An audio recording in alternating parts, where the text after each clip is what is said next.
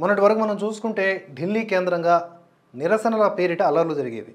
రైతుల పేరిట ఉద్యమాలు కాదు, ఒక రకమైన ఉగ్రవాదపు చర్యలు జరిగేవి.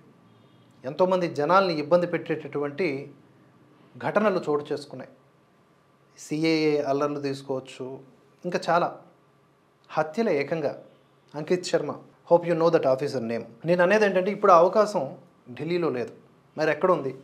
అలా చూసుకుంటే మణిపూర్లో కూడా అవ్వదు, ఎందుకంటే అక్కడ రాష్ట్రపతి పాలన ఉందిగా యాజ్ ఆఫ్ నౌ. మరీ అంత ఆటలు సాగవు. పైగా దేని పేరిట ఇక్కడ నిరసనలు చేయడానికి ప్లాన్ చేస్తున్నారు వీళ్ళు? వక్ఫ్ అమెండ్మెంట్ బిల్. సో ఇంతో అంతో ముస్లింలు ప్రభావితంగా ఉండేటటువంటి ప్రాంతాలనే ఎంచుకోవాలి. పంజాబ్, అది కూడా అవుట్ ఆఫ్ కంట్రోల్లో ఉన్నటువంటి స్టేటే, కానీ అక్కడ కూడా ఈ పప్పులు ఉడకు. కేరళ కాస్తో కోస్తో కమ్యూనిస్ట్ ప్రభుత్వం మ్యాటర్ సెట్ చేసేస్తుంది. అలాగే అక్కడ క్రైస్తవులు దీన్ని ఆహ్వానించారు, అమెండ్మెంట్ బిల్ని. అక్కడ కూడా పప్పులు ఉడకు. యాజ్ ఆఫ్ నో మరి ఇంకెక్కడ ఈ యొక్క రణరంగానికి అవకాశం ఉండే స్థలం అంటే వెస్ట్ బెంగాల్. ఎందుకంటే సిఏ అల్లర్లు పోటాపోటీగా జరిగాయి. ఢిల్లీ వర్సెస్ వెస్ట్ బెంగాల్ అని పెడితే వెస్ట్ బెంగాల్ టాప్ ప్లేస్లో నిల్చుంటుంది. ఎందుకంటే దగ్గరుండి ఆడిస్తున్నది ఎవరు? మమతా బెనర్జీ గారు. బయటకు వచ్చి ఏవేవి మాట్లాడతారో పొలిటికల్గా అవన్నీ పక్కన పెడితే, జరుగుతున్న అన్యాయాలన్నీ వీడియోల రూపంలో బయటకు వచ్చినా కూడా అవన్నీ కాన్స్పిరసీ కింద కొట్టిపారేస్తారు ఆవిడ. బీజేపీ, ఆర్ఎస్ఎస్ అనే ఈ పదాలు ఏవైతే ఉంటాయో వీటి మీదకి నెట్టేసి జరుగుతున్న యథార్థపు విషయాల్ని పక్కన పెట్టేస్తారు. అలాగే బంగ్లాదేశ్లో అల్లర్లు జరిగితే, అక్కడ వేరే దేశంలో అల్లర్లు జరిగితే అక్కడ హిందువులు అణచివేయబడి చంపబడుతూ ఉంటే పక్క దేశం గురించి మనకెందుకు, ఎక్కడ చూడండి అన్నారు. మరి ఇప్పుడు ఏం జరుగుతుంది? వెస్ట్ బెంగాల్లో లాస్ట్ టైం ఎలక్షన్స్ టైంలో కూడా ఏం జరిగింది? ఇప్పుడేం జరుగుతుంది? ఏదో ఒక సాకు చూపించుకొని రాళ్ల దాడులు చేయటం, హిందువులు ఉన్నటువంటి గ్రామాలపైన తిరగబడటం, ఇవన్నీ జరుగుతుందండి. ఇది మనం గమనించాలి. ప్రస్తుతానికి వెస్ట్ బెంగాల్ ఒక రావణ కాష్టంలా రగిలిపోతూ ఉంది. కేంద్ర బలగాలు కూడా రంగంలోకి దిగాల్సిన పరిస్థితి. హైకోర్టు ఏకంగా వ్యాఖ్యలు చేసింది, మీకు చేత కాకపోతే సెంట్రల్ గవర్నమెంట్ హెల్ప్ తీసుకోండి అని చెప్పి. దాంతో ఫోర్సెస్ దిగాయి. కానీ ఇక్కడ కామెడీ ఏంటంటే బీఎస్ఎఫ్ బలగాల మీద కూడా దాడులు చేస్తూ ఉన్నారు, అది కూడా పెట్రోల్ బాంబులతో. ఎలా ఈ దేశాన్ని కాపాడాలి? వెస్ట్ బెంగాల్ లాంటి రాష్ట్రం ఎందుకు సున్నితమైనటువంటి రాష్ట్రంగా మారిపోయింది అంటే, అసాధారణంగా అక్కడ జనాభాలో గణనీయమైన మార్పులు వచ్చాయి.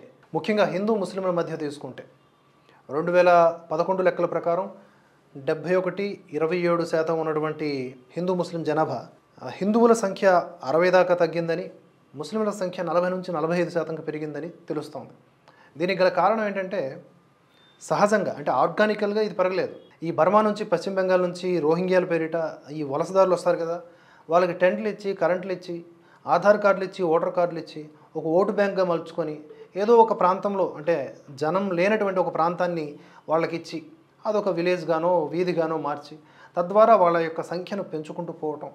మేము ఇలా పెంచుకుంటూ పోతాం, మీరు మమ్మల్ని పదవుల్లో ఉంచుకునే ప్రాసెస్ని కంటిన్యూ చేయండి అనేలాగా ఇవి మ్యూచువల్ అండర్స్టాండింగ్తో ముందుకు సాగుతాం. తాత్కాలిక ప్రయోజనాల కోసం భారతదేశపు భద్రతనే ప్రమాదంలోకి నెట్టేస్తున్న పరిస్థితి.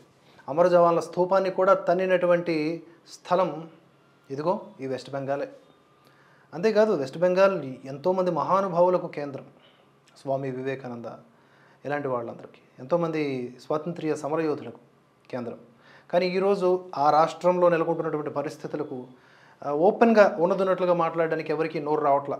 ఎందుకో మరి ఈ సెలెక్టివ్ అప్రోచ్ ఉన్నటువంటి జర్నలిస్టులు ఏం తిని బతుకుతున్నారో నాకు అర్థమైతే కాదు. అన్నం అయితే తినట్లేదు వీళ్ళు, ఇంకేదో తింటున్నారు. జస్ట్ నేను వెస్ట్ బెంగాల్ న్యూస్ అని కవర్ చేస్తే ఎన్నో దారుణమైనటువంటి ఘటనలు అండి. 400 హిందూస్ ఫోర్స్డ్ టు ఫ్లీ.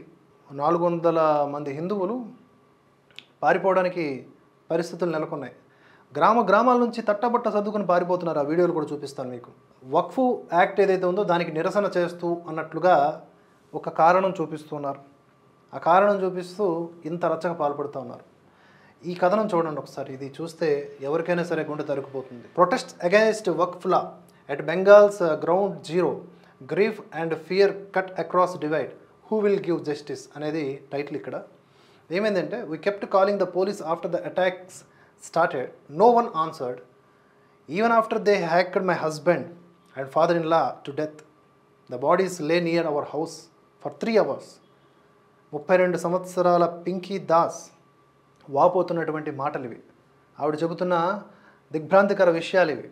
తన మామ, భర్త ఇద్దరు కూడా మూకదాడిలో చంపబడితే అసలు గొడవలు స్టార్ట్ అవ్వక మునిపే పోలీసులకు ఫోన్ చేస్తే వాళ్ళు రాకపోయారు. మూకదాడిలో చనిపోయిన తర్వాత ఆ బాడీస్ ఇంటి దగ్గరే పడుంటే 3 గంటల తరువాత పోలీసులు వచ్చారు. దేనికి వచ్చారు చెప్పండి? అలా ఇటువంటి ఘటనలు ఎన్నో ఉన్నాయండి. మళ్ళీ పైగా ఏం చెప్తారు వెస్ట్ బెంగాల్ పోలీసు వాళ్ళు, ఇప్పటిదాకా 150 మందిని అరెస్ట్ చేశాం, చాలా జాగ్రత్తగా అరెస్టులు చేస్తూ ఉన్నాం, ఎవరిని పడితే వాళ్ళని అరెస్ట్ చేయట్లేదు, అలాగే ఫ్యాబ్రికేటెడ్ న్యూస్ నడుస్తోందని సెంట్రల్ ఫోర్సెస్ దిగాయని చెప్పాను కదా, వాటికి సంబంధించిన చిత్రాలు ఇవి. ఇప్పుడు ప్రస్తుతానికి ముర్షిదాబాద్లో యూసఫ్ పఠాన్ ఆ ప్రాంతపు ఎంపీ, అతడు ప్రాతినిధ్యం వహిస్తున్నటువంటి ప్రాంతంలో ఇలా జరుగుతూ ఉంటే అతనేమో చాలా స్టైలిష్గా టీ తాగుతూ కాఫీ తాగుతూ దిగినటువంటి ఫోటోల్ని ట్విట్టర్ ఖాతాల్లోనో లేకపోతే ఇతర సోషల్ మీడియా ఖాతాల్లో పెడుతున్నాడంట.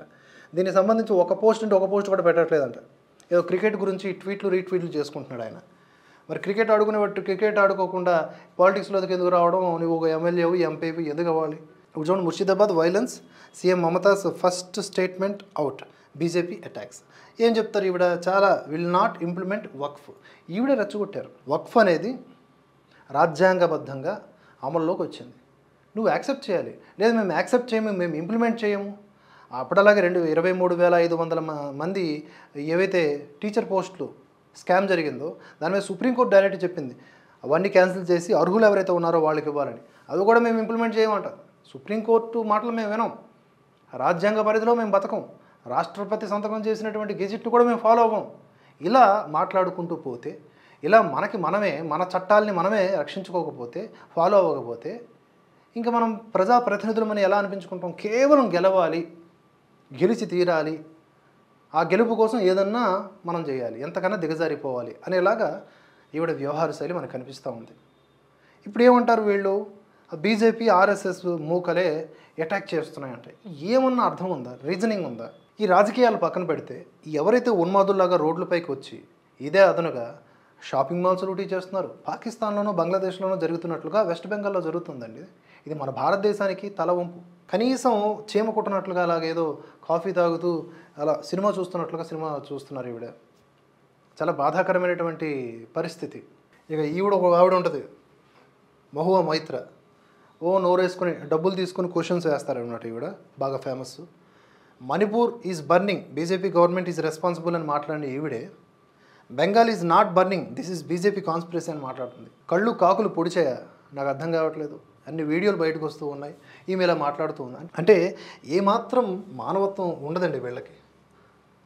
ఇలాంటి వాళ్ళని గెలిపించేది మళ్ళీ వీళ్ళకి ఓట్లు కేవలం మీరు అన్నట్టు సరే మతపరమైనటువంటి కోణంలో తీసుకున్న హిందువులు కూడా ఓట్లు వేస్తారు కదా. మరి హిందువులకు అన్యాయం జరుగుతుంటే మాట్లాడాలి కదా. స్త్రీలు, మీరు ఈ ఉదాహరణ ఇది ఒకటి చెప్పాను కదా, పింకీ దాస్, ఆమె ముందే భర్తని మామని ఇద్దరిని చంపేశారు, పోలీసులు రాలే. ఎన్నో ఘోరమైన వీడియోలు బయటకు వస్తున్నాయి. కొన్ని మీకు మా దేవిక జర్నలిస్ట్ గారి సౌజన్యంతో చూపించే ప్రయత్నం చేస్తాను. ఇది చూడండి. ఈ వీడియో వచ్చేసి మాల్దా జిల్లాలోని ఓ ఉన్నత పాఠశాలలో తలదాచుకుంటున్న హిందూ శరణార్థులు.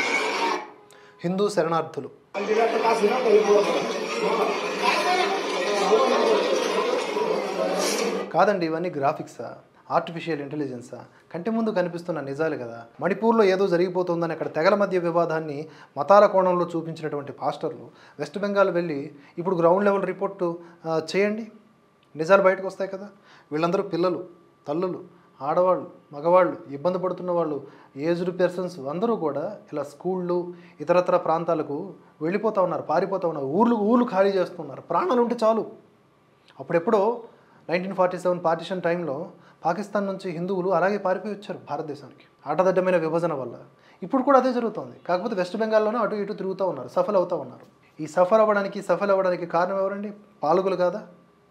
వీళ్ళు ఓట్లు వేసి ఉండరా? వీళ్ళలో కొంతమంది మమతా బెనర్జీకి ఓట్లు వేసిన పాపానికి ఒడిగట్టి ఉంటారు. ఏదో ఒక ప్రలోభానికి లోనేటువంటి వాళ్ళే. వివేకం ఉన్న వాళ్ళైతే ఎందుకండి ఓట్లు వేస్తారు? చూడండి, ఈ వీడియో చూడండి. పోలీసుల ఆధ్వర్యంలో అక్కడ వారికి 4 అన్నం పెడుతున్నారు. మాల్దా జిల్లాలో ఊపిరి తీసుకుంటున్న ముర్షిదాబాద్ హిందూ శరణార్థులు స్వచ్ఛంద సంస్థలు వారి కడుపు నింపుతున్నాయి. ముర్షిదాబాద్ జిల్లా నుంచి వందలాదిగా ఇళ్ళు ఖాళీ చేసి ప్రాణభయంతో పరిగెడుతున్న హిందువులు. See the pictures.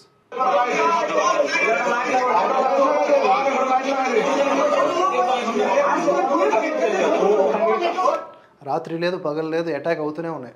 రాత్రి వాళ్ళందరూ పారిపోయే పరిస్థితి. থামেন দাদা একটু আপনাদের সাথে কিভাবে কি করেছে একটু বলেন, মুসলিমরা আপনাদের সাথে কিভাবে অত্যাচার করেছে একটু বলেন। অত্যাচার করছে, প্রচুর অত্যাচার, মানে এত অত্যাচার থামায় না। বাড়ি ঘর সব পুড়িয়ে দিয়েছে, আগুন লেগে দিয়েছে, একটু ই করছে আর শক্তি సేవ দেখা মারধর করে কাটে। ఇంకేం చెప్తాను చెప్పండి. ఇవన్నీ కూడా మీరు అంటే కేవలం సాక్ష్యాల కోసం చూపిస్తూ ఉన్నాను. మ్యాటర్ ఏంటో మీకు అర్థమైంది కదా. వాళ్ళు దాడులు చేశారు, ప్రాణాలతో మిగిలిన వాళ్ళు పారిపోయి శరణార్థ శిబిరాల్లో తలదాచుకుంటూ ఉన్నారు. మరి వాళ్ళ అడ్రస్లో ఆ శరణార్థ శిబిరాల అడ్రస్లు కూడా చెప్పేస్తే మమతా బెనర్జీ ఏదో ఒక నైట్ వచ్చి వీళ్ళని కూడా మిగిలిన ఉన్న వాళ్ళని కూడా వేసేస్తే కడుపు నిండిపోద్దేమో. అటాక్స్ చేస్తున్న ఈ వైలెన్స్కి పాల్పడుతున్న వాళ్ళలో 90% మంది ఎవరు ఉంటారో తెలుసా అండి? ఈ బంగ్లాదేశ్, బర్మా ఇట్లాంటి ప్రాంతాల నుంచి వచ్చినటువంటి వలస వచ్చిన వాళ్ళే. వీళ్ళందరికీ ఓట్లు ఇచ్చి సీట్లు ఇచ్చి ఇలా మేపారనమాట. ఆ మేపిన వాళ్ళు ఇలా మన మీదే పడుతున్నారు. చూడండి, దీది పాలనలో 5 ఏళ్ల పిల్లాడు కూడా ఊరు విడిచి పారిపోతూ ఉన్నాడు.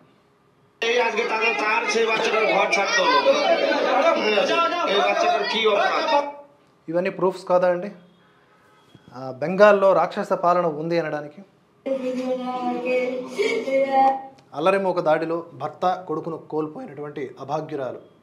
ఆమె భర్త హరగోవింద్ దాస్, కుమారుడు చందన్ దాస్, ఇద్దరిని కూడా పొట్టన పెట్టుకున్నారు. ఎవరండి దీనికి రెస్పాన్సిబుల్? మొహమ్మద్ మైత్రేకి కళ్ళు కనిపించట్లేదా? బీజేపీ కాన్స్పిరసీయా? ఒకవేళ అదే నిజమైతే బీజేపీని ఈ సమాజం యాక్సెప్ట్ చేస్తుందా? అల్లరి మోకలు ముర్షిదాబాద్లో మోహరించినటువంటి బీఎస్ఎఫ్ సిబ్బంది పైన పెట్రోల్ బాంబులు రాళ్లతో దాడులు చేశారు. దక్షిణ బెంగాల్ బీఎస్ఎఫ్ డిఐజీ చెప్తున్నటువంటి మాటలు ఇవ్వండి. మరి ఇవన్నా నమ్ముతుందా? బీఎస్ఎఫ్ డిఐజీ చెప్తున్న మాటలు.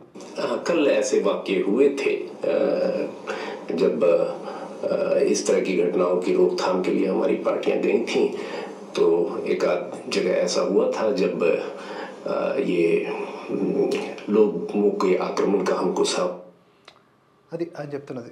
పెట్రోల్ బాంబులతో అటాక్ చేస్తున్నారు ఏంటి? బీఎస్ఎఫ్ జవాన్ల మీద కూడా, ఆఫీసర్స్ మీద కూడా. దాడులు మొదలవగానే పోలీసులకు ఫోన్ చేశాను, ఎంతవరకు రాలేదు. దుండగులు నా ఇంట్లోకి చొరబడి అన్నీ దోచుకెళ్లారు. స్థానికుడు, ముర్షిదాబాద్ స్థానికుడు.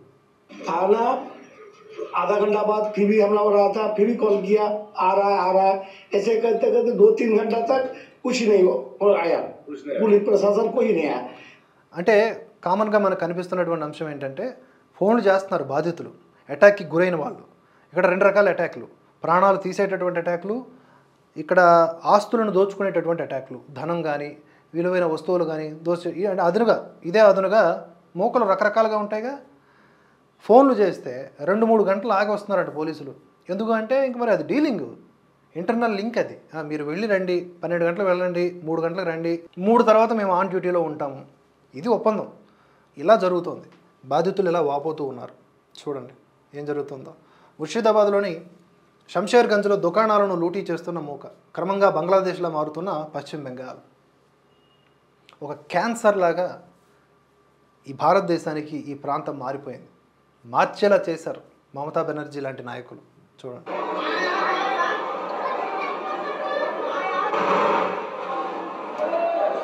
ఇక మాల్స్ లూటీ చేసి ఏవి దొరికితే ఎత్తుకుపోతా ఉన్నారు. చూడండి పిక్చర్. సంచులు ఎత్తుకుపోతూ ఉన్నారు సిగ్గు లేకుండా. పశ్చిమ బెంగాల్ పోలీసులను కూడా బహిరంగంగా బెదిరిస్తున్నారు. చూడండి ఒకసారి.